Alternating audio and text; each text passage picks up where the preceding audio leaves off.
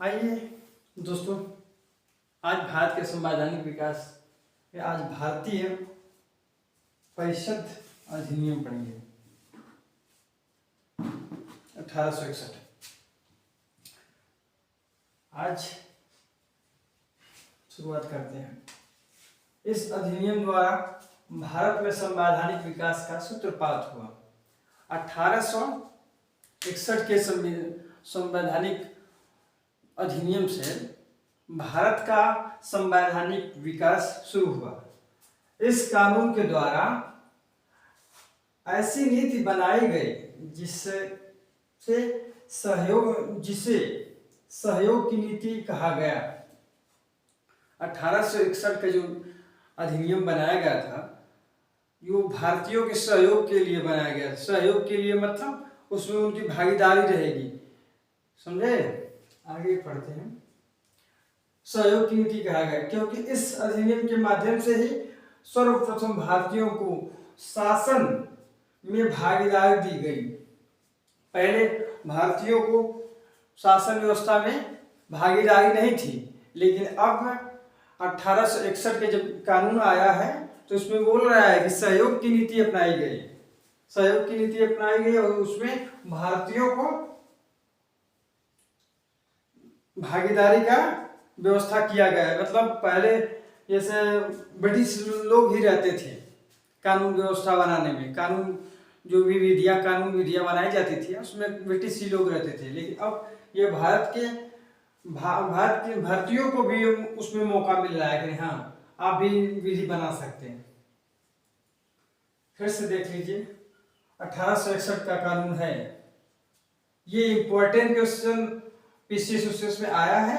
आप लोग इस उद्देश्य से पढ़िए कि नहीं। हाँ, ये शॉर्ट बना के आप लोग शॉर्ट जल्दी से पढ़ लेंगे, मूल अधिकारी सब पढ़ लेंगे, उसमें कोई मायने नहीं रखता है।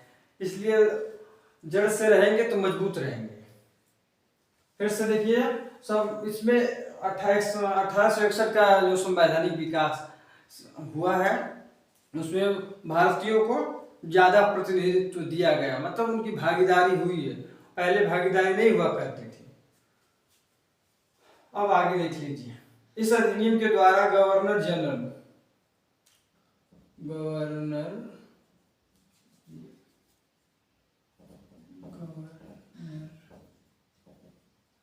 जनरल को शक्ति दी गई।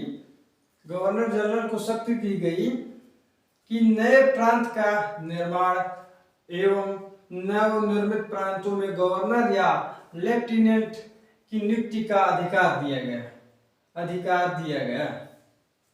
इस अधिनियम के तहत 1861 के अधिनियम के तहत ये गवर्नर जनरल को एक शक्ति दी गई कि आप नए प्रांत का निर्माण कर सकते हैं और उसमें लेफ्टिनेंट की नियुक्ति कर सकते हैं।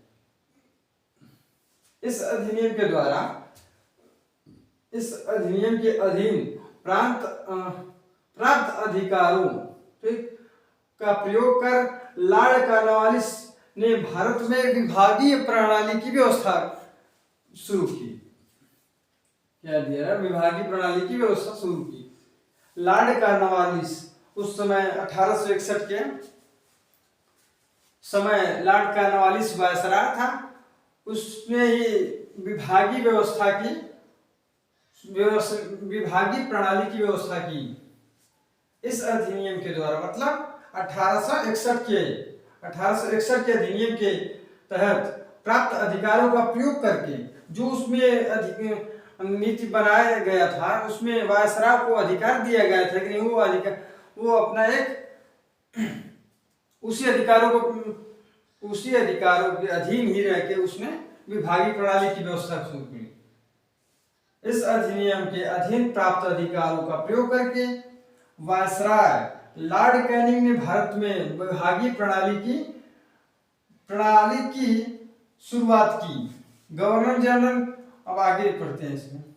गवर्नर जनरल को संकटकालीन दशा में विधान परिषद की अनुमति के बगैर अध्यादेश जारी करने का अधिकार प्रदान किया गया।